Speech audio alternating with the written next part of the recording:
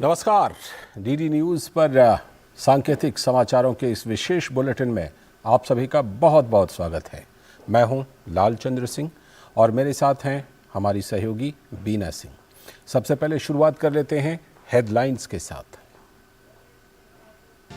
IPC, CrPC समेत 3 आपराधिक कानूनों की जगह लेने वाले बिल लोकसभा से पारित। केंद्रीय गृह मंत्री अमित शाह ने कहा, दंड नहीं, न्याय दिलाना मकसद। औपनिवेशिक काल की निशानियां होंगी खत्म। आपराधिक कानूनों और इन्हें लागू करने की प्रक्रिया में होंगे क्रांतिकारी बदलाव।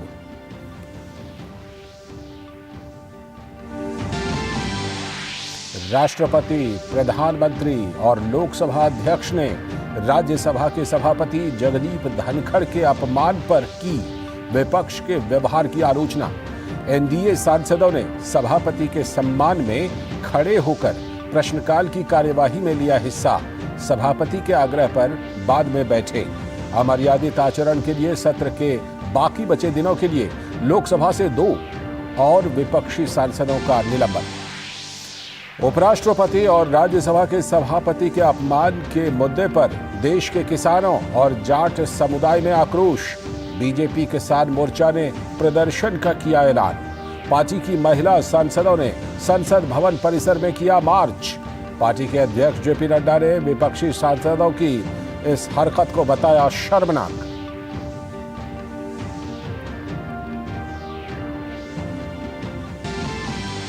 प्रधानमंत्री नरेंद्र मोदी का फाइनेंशियल टाइम्स को दिए गए साक्षात्कार में बहुपक्षवाद पर जोर।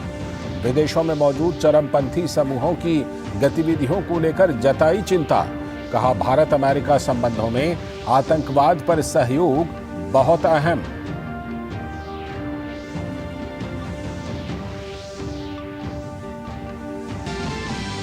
पिछले 24 घंटों में देश में आए 341 कोविड के नए मामले। राज्यों के स्वास्थ्य मंत्रियों के साथ समीक्षा बैठक के बाद बोले केंद्रीय स्वास्थ्य मंत्री, घबराने की नहीं बल्कि सतर्क रहने की जरूरत। हर 3 महीने में एक बार सभी अस्पताल करें मॉक ड्रिल।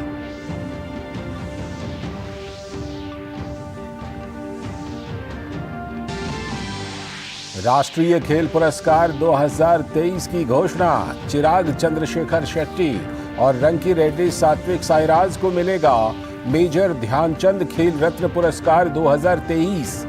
खेलों में उत्कृष्ट प्रदर्शन के लिए 26 खिलाड़ियों को मिलेगा अर्जुन पुरस्कार।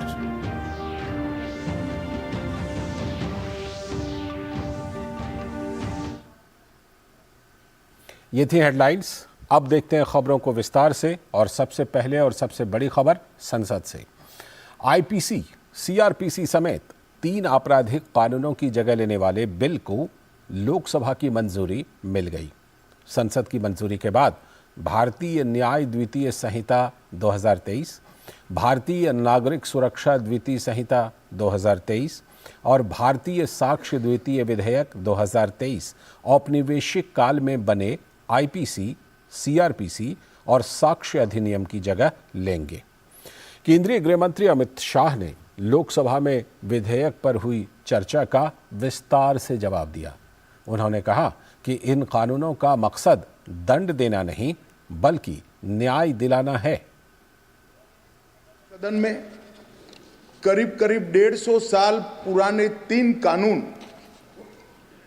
जो हमारी क्रिमिनल जस्टिस सिस्टम, आपराधिक न्याय प्रणाली को गवर्न करते हैं, वो तीनों कानूनों में पहली बार मोदी जी के नेतृत्व में भारतीयता, भारतीय संविधान और भारत की जनता का चिंता करने वाले बहुत आमूलचूल परिवर्तन लेकर मैं आया हूं। माननीय अध्यक्ष जी, इंडियन पिनल कोड, इसकी जगह जो इंडियन पिनल कोड 1860 में बना, उसका उद्देश्य ही दंड देना था, उसका उद्देश्य न्याय देना नहीं था। उसकी जगह भारतीय न्याय संहिता 2023 इस सदन की मान्यता के बाद पूरे देश में अमल में आएगी। और गृह मंत्री ने कहा कि नए कानून में राजद्रोह को देशद्रोह में बदला गया है। देश की अखंडता को तोड़ने का काम करने वालों को बख्शा नहीं जाएगा। उन्होंने कहा कि पुराने कानून विदेशी शासक के गुलाम प्रजा पर राज करने के लिए बनाए गए थे, जबकि नए कानून में मानवता, उनके अधिकार और स्वतंत्रता को प्राथमिकता में रखा गया है। गृहमंत्री ने कहा कि पुराने कानून की प्राथमिकता में केवल ब्रिटिश साम्राज्य की रक्षा करना था, जबकि नए कानून हमारी संविधान की भावना के अनुकूल हैं।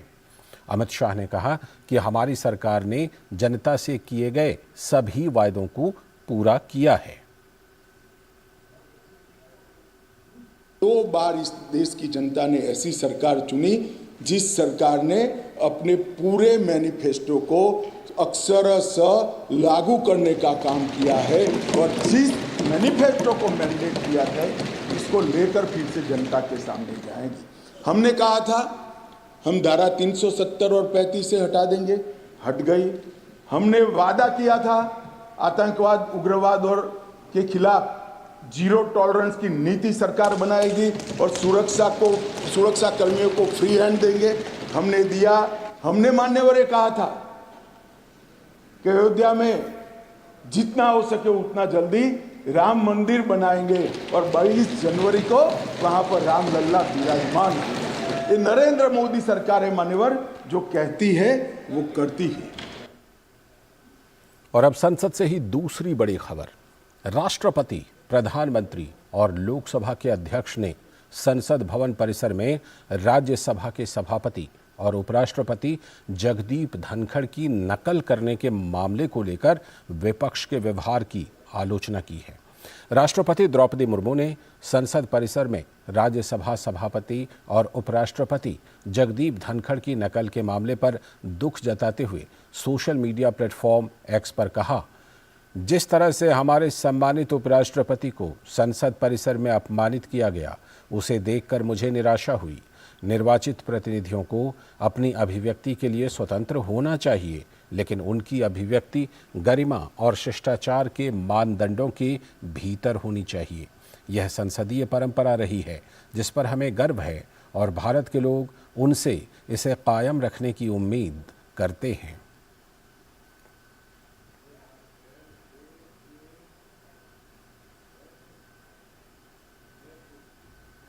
और संसद भवन परिसर में राज्यसभा के सभापति और उपराष्ट्रपति जगदीप धनखड़ की नकल करने के मामले पर प्रधानमंत्री नरेंद्र मोदी ने भी दुख जताया है। प्रधानमंत्री नरेंद्र मोदी ने राज्यसभा के सभापति जगदीप धनखड़ को फोन कर इस घृणित व्यवहार पर दुख व्यक्त किया। जगदीप धनखड़ ने जानकारी देते हुए कहा कि प्रधानमंत्री नरेंद्र मोदी जी का फोन आया और उन्होंने कल संसद के पवित्र परिसर में कुछ माननीय सांसदों द्वारा प्रदर्शित की गई अपमानजनक नाटकीयता पर अत्यंत दुख व्यक्त किया। उन्होंने मुझे बताया कि वो पिछले 20 वर्षों से इस तरह के अपमान सहते आ रहे हैं, लेकिन देश के उपराष्ट्रपति जैसे संवैधानिक पद के साथ, और वह भी संसद में, ऐसा होना दुर्भाग्यपूर्ण है। उपराष्ट्रपति ने कहा कि मैंने प्रधानमंत्री से कहा कि कुछ लोगों की बेतुकी हरकतें मुझे मेरा कर्तव्य निभाने और हमारे संविधान में निहित सिद्धांतों का सम्मान करने से नहीं रोक सकती हैं। मैं संवैधानिक मूल्यों के प्रति प्रतिबद्ध हूं और इस प्रकार के अपमान मुझे अपने मार्ग से विचलित नहीं कर सकते।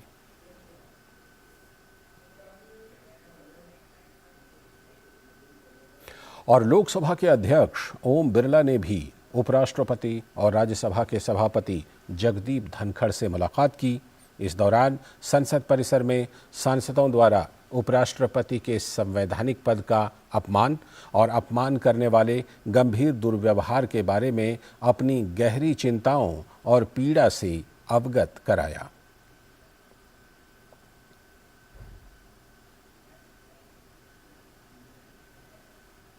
और इसके साथ ही मिमिक्री मामले पर राज्यसभा के उपसभापति हरिवंश ने भी सोशल मीडिया प्लेटफॉर्म एक्स पर लिखा, कल संसद के उच्च सदन के माननीय सभापति देश के दूसरे संवैधानिक पद पर आसीन उपराष्ट्रपति जी के प्रति की गई अपमानजनक नाटकीयता मुल्क की प्रजातांत्रिक प्रणाली की बुनियाद पर घातक हमला है। यह काम किया संसदीय अनुशासन मर्यादा नियमों के घोर उल्लंघन के आरोपी कुछ एक माननीय सांसदों ने।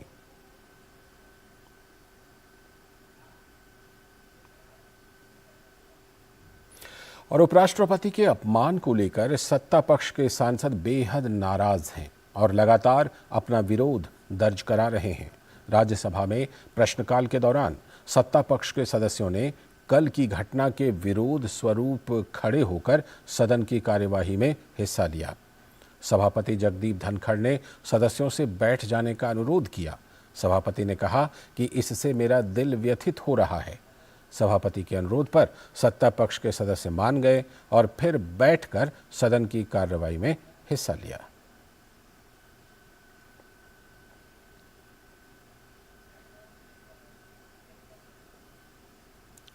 और अमर्यादित व्यवहार के चलते लोकसभा में 2 और सांसद निलंबित कर दिए गए हैं। शीत सत्र में अब तक 143 सांसद सस्पेंड किए जा चुके हैं। लोकसभा सांसद सी थॉमस और एएम आरिफ को तख्तियां दिखाने और सदन के वेल में प्रवेश करने के लिए संसद के मौजूदा शीतकालीन सत्र के लिए निलंबित कर दिया गया है। Sir, with your permission, I move the following, that this House, having taken serious note of the grave misconduct of Sri C. Thomas and Sri M. Arif MPs in utter disregard to the House and the authority of the Chair through display of the placards and entering into the well of the House, and having been named by the Chair, resolve that the above mentioned members may be suspended from the service of the House for the remainder session under Rule 374(2). और राष्ट्रपति, प्रधानमंत्री और लोकसभा अध्यक्ष ने संसद भवन परिसर में राज्यसभा सभापति और उपराष्ट्रपति जगदीप धनखड़ की नकल करने के मामले को लेकर विपक्ष के व्यवहार की आलोचना की, तो वहीं मिमिक्री विवाद पर राज्यसभा के सभापति जगदीप धनखड़ ने विपक्ष के रवैये पर सवाल खड़ा करते हुए कहा कि ये किसी व्यक्ति विशेष नहीं बल्कि संवैधानिक पद का अपमान है।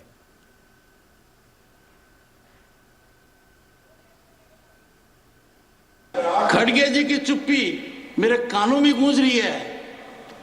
वो लीडर ऑफ अपोजिशन है, कांग्रेस के अध्यक्ष हैं।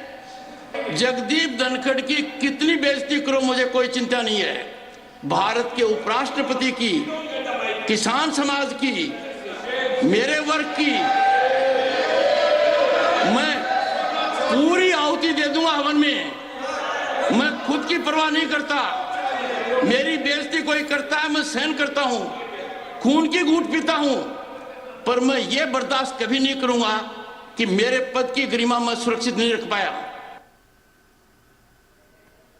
और वहीं इस मिमिक्री विवाद पर भाजपा के राष्ट्रीय अध्यक्ष जेपी नड्डा ने अपनी प्रतिक्रिया देते हुए कहा कि कुछ लोगों ने संसद में वाद विवाद की जगह जोकर का और नकल करने का काम पकड़ लिया है।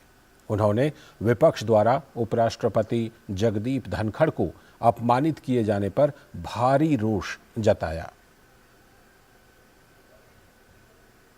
आप संसद में नेताओं को भेजते हो कि वो वाद विवाद करें, लेकिन संसद में जिन लोगों को आपने भेजा है वो वाद विवाद के बदले जोकर का काम पकड़ लिया। उन्होंने जोकर वाला काम पकड़ लिया, नकल करने का काम पकड़ लिया।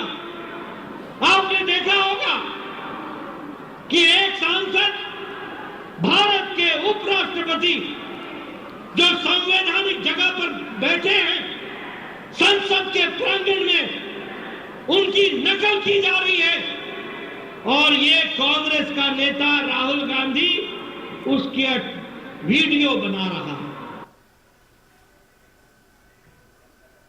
और वहीं मिमिक्री विवाद पर सूचना और प्रसारण मंत्री अनुराग सिंह ठाकुर ने अपनी प्रतिक्रिया देते हुए कहा कि विपक्ष हालिया चुनावों में मिली पराजय से हताश और निराश है। उन्होंने कहा कि इंडी अलायंस के नेताओं द्वारा उपराष्ट्रपति जी का अपमान विपक्ष के अहंकार और संविधान विरोधी मानसिकता का प्रमाण है। चुनाव की पराजय से हताश और निराश विपक्ष, ये दोनों उनके चेहरे पर नजर आती है। हार से बौखलाहट और हार की बौखलाहट। और ये जो कुकृत्य किया गया है और जिस तरह से उसको पिक्चराइजेशन करके एम्प्लीफाई किया गया, उसका प्रचार प्रसार करने के लिए कोई और नहीं, श्रीमान राहुल गांधी स्वयं लगे थे। ये न केवल उपराष्ट्रपति जी का अपमान किया है, बल्कि एक बड़े समुदाय का अपमान किया, जिनको अवसर मिला। देश में अगर देखा जाए, राष्ट्रपति जी के बाद उपराष्ट्रपति जी का पद आता है, और उसको भी अपमानित करने में कांग्रेस ने और सहयोगी दलों ने कोई कसर नहीं छोड़ी।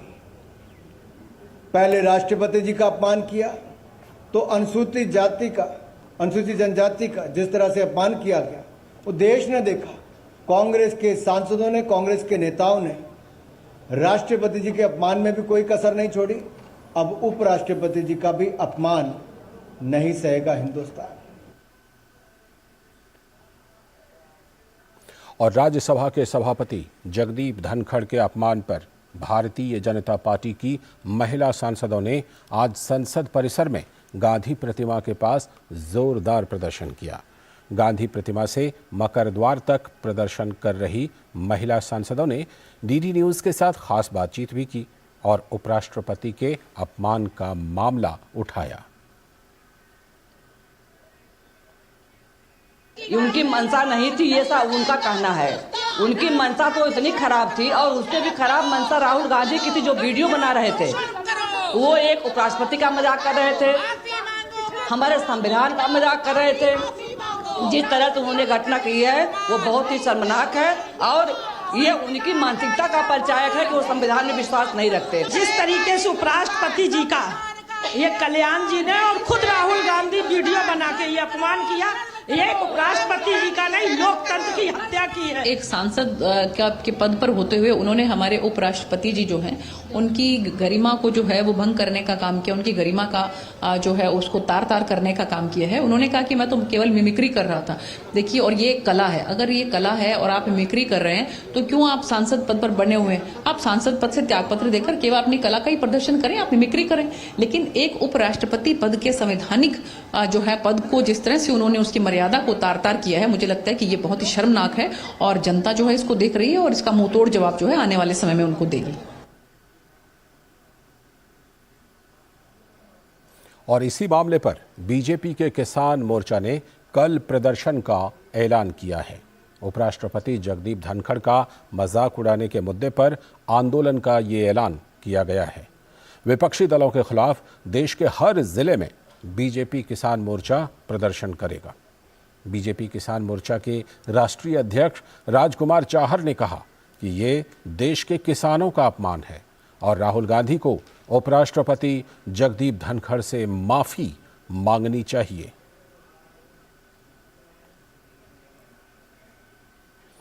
और राज्यसभा के सभापति के आसन की गरिमा की मिमिक्री के मामले पर देश के जाट समुदाय में भी आक्रोश है। जाट समुदाय का कहना है कि टीएमसी सांसद ने उपराष्ट्रपति के साथ साथ देश भर के किसानों का अपमान किया है, जिसके लिए उन्हें माफी मांगनी चाहिए।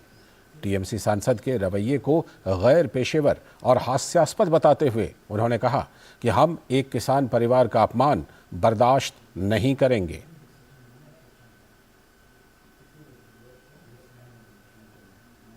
आगे देखेंगे आज की कुछ और बड़ी खबरें। फिलहाल वक्त है एक छोटे से ब्रेक का।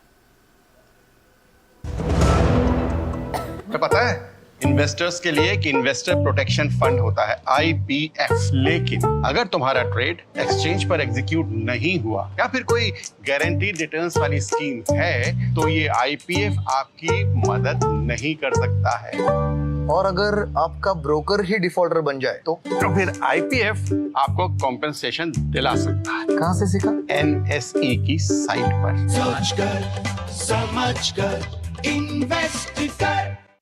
दादी, आज भी आपकी चाय की दुकान बंद थी? 1 महीने से बीमार हूँ, काम बंद और इलाज का खर्चा अलग। आयुष्मान कार्ड नहीं बनवाया? नाम सुना है, कहाँ बनवाना है, कैसे बनवाना है, इस उम्र में भाग दौड़। कार्ड अभी बन जाएगा। आयुष्मान ऐप पर जाकर अपना या परिवार के सदस्य का नाम लाभार्थी सूची में ढूंढें। आधार OTP या फेस ऑथ द्वारा ऑथेंटिकेट करें। डिटेल्स भरें। अब मोबाइल से फोटो खींचकर अपलोड करें। बन गया। अब ठीक होकर अपने हाथ की चाय पिला दो। और एक प्रकार से PM जय अब गरीबों की जय बन गई है। 5 लाख तक के मुफ्त उपचार की गारंटी। स्वास्थ्य का वरदान आयुष्मान। ब्रेक के बाद एक बार फिर से आपका स्वागत है। आगे की खबरों में, पश्चिम बंगाल की मुख्यमंत्री ममता बनर्जी ने सांसदों की एक प्रतिनिधिमंडल के साथ आज प्रधानमंत्री नरेंद्र मोदी से मुलाकात की, जिसके बाद उन्होंने जानकारी देते हुए बताया कि उन्होंने PM से राज्य को देय फंड जारी करने का आग्रह किया है। हालांकि इससे पहले भी केंद्र की तरफ से बिना किसी भेदभाव के विभिन्न योजनाओं के लिए सभी राज्यों की तरह पश्चिम बंगाल को भी पर्याप्त फंड आवंटित किया जा रहा है। PM किसान योजना के तहत साल 2021 से अब तक पश्चिम बंगाल के 51,14,000 से भी ज्यादा किसानों को 7,380 करोड़ रुपए से अधिक का लाभ मिल चुका है। प्रधानमंत्री स्वास्थ्य सुरक्षा योजना के अंतर्गत पश्चिम बंगाल को 2019 से 23 के दौरान 1,000 करोड़ रुपए से भी अधिक की धनराशि आवंटित की गई है। इसमें एम्स कल्याणी के लिए 966.56 करोड़ एवं सरकारी मेडिकल कॉलेजेस के लिए विकास की परियोजनाओं के लिए 44.58 करोड़ रुपए की धनराशि आवंटित की गई है। राष्ट्रीय स्वास्थ्य मिशन के अंतर्गत पश्चिम बंगाल को केंद्र द्वारा 2019 से 23 तक 6,550.91 करोड़ रुपए जारी किए गए हैं।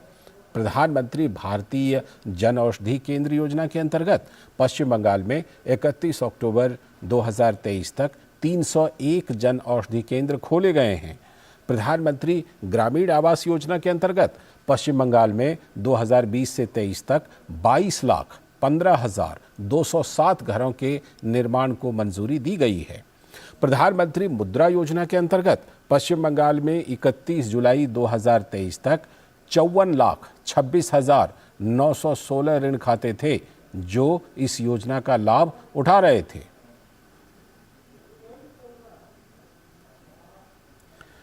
अगली खबर, इंडी गठबंधन की दिल्ली में चौथी बैठक कल हुई। इसमें सीट बंटवारे समेत अन्य पहलुओं पर चर्चा हुई, लेकिन चुनाव में जाने से पहले प्रधानमंत्री के चेहरे को लेकर प्रस्ताव पर विवाद हो गया है। पश्चिम बंगाल के मुख्यमंत्री और TMC नेता ममता बनर्जी ने कांग्रेस के राष्ट्रीय अध्यक्ष मल्लिकार्जुन खड़गे को विपक्षी गठबंधन का चेहरा बनाए जाने का प्रस्ताव रखा। इस प्रस्ताव का आप के संयोजक अरविंद केजरीवाल समेत 12 पार्टियों ने समर्थन भी कर दिया। हालांकि RJD प्रमुख लालू प्रसाद यादव और JDU के नेता नीतीश कुमार के नाराज होने की चर्चाएं हैं। कहा जा रहा है कि ममता के प्रस्ताव से खफा होकर नीतीश और लालू ने बैठक छोड़ दी और संयुक्त प्रेस कॉन्फ्रेंस से पहले ही होटल से निकल गए। इसे लेकर तमाम चर्चाओं का दौर भी शुरू हो गया है। जब ममता बनर्जी ने खड़गे के नाम का प्रस्ताव रखा तो सपा के अध्यक्ष अखिलेश यादव समेत अन्य दलों के नेता चुप्पी साध गए।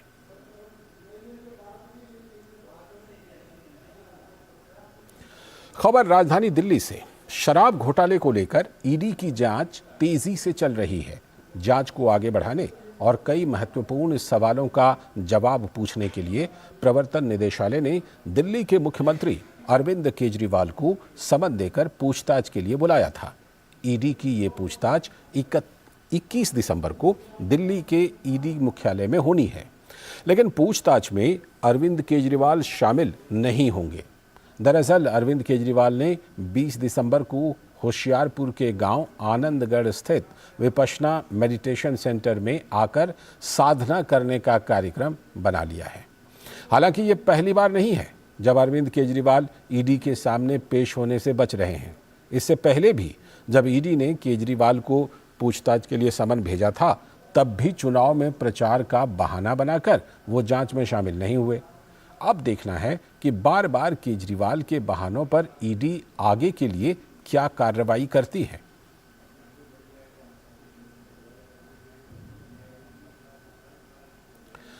एनसीआर में फ्लैट खरीदारों के लिए बड़ी राहत की खबर है। यूपी सरकार ने नोएडा और ग्रेटर नोएडा में बिल्डर और खरीदारों की समस्या सुलझाने के लिए अमिताभ कांत समिति की तरफ से की गई सिफारिशों को मंजूरी दे दी है, जिसके बाद नोएडा, ग्रेटर नोएडा और गाजियाबाद में अपने फ्लैट्स के पोजीशन का इंतजार कर रहे लोगों को राहत मिलेगी।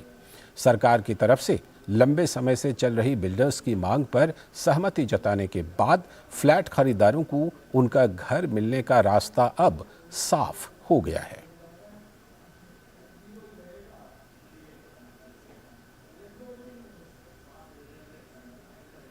एक बड़ी खबर बिहार से। दरभंगा मंदिर न्यास समिति द्वारा बलि पर रोक लगाने का निर्णय अब वापस ले लिया गया है। इससे पहले पटना स्थित न्यास समिति की ओर से यह आदेश जारी किया गया था कि अब दरभंगा स्थित श्यामा माई मंदिर परिसर में कोई बलि नहीं चढ़ाई जाएगी। समिति के इस फैसले को लेकर लोगों में जबरदस्त आक्रोश था। सड़कों पर खूब प्रदर्शन भी हुए। अब प्रशासन का जो निर्णय आया है उसमें कहा गया है कि जिनकी आस्था हो वो मंदिर परिसर में बलि चढ़ा सकते हैं। इसके लिए मंदिर प्रशासन द्वारा ना तो कोई व्यवस्था की जाएगी और ना ही किसी प्रकार का शुल्क लिया जाएगा। इस मामले में मंदिर न्यास समिति के पदाधिकारी SN झा का कहना है कि लोगों की भावनाओं को ध्यान में रखते हुए ये फैसला लिया गया है।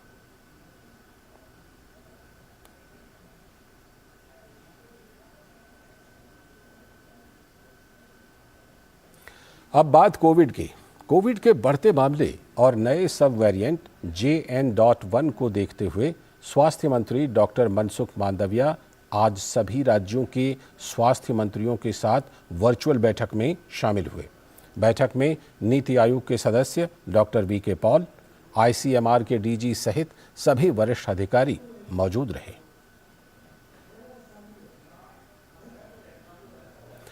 विश्व बैंक ने श्रीलंका में आर्थिक सुधारों का समर्थन करने के लिए $250 मिलियन की दूसरी किस्त जारी की है। अंतर्राष्ट्रीय मुद्रा कोष ने इस महीने की शुरुआत में श्रीलंका के $2.9 बिलियन के बेल आउट की पहली समीक्षा को मंजूरी दी है। अंतर्राष्ट्रीय मुद्रा कोष के कार्यकारी बोर्ड ने फैसला लिया है कि नकदी संकट से जूझ रहे देश को व्यापक आर्थिक और ऋण स्थिरता बहाल करने के लिए करीब $337 मिलियन की सहायता दी जाएगी। सांकेतिक समाचारों के इस विशेष बुलेटिन में आज के लिए इतना ही। मुझे और मेरी सहयोगी बीना सिंह को दीजिए अनुमति। नमस्कार।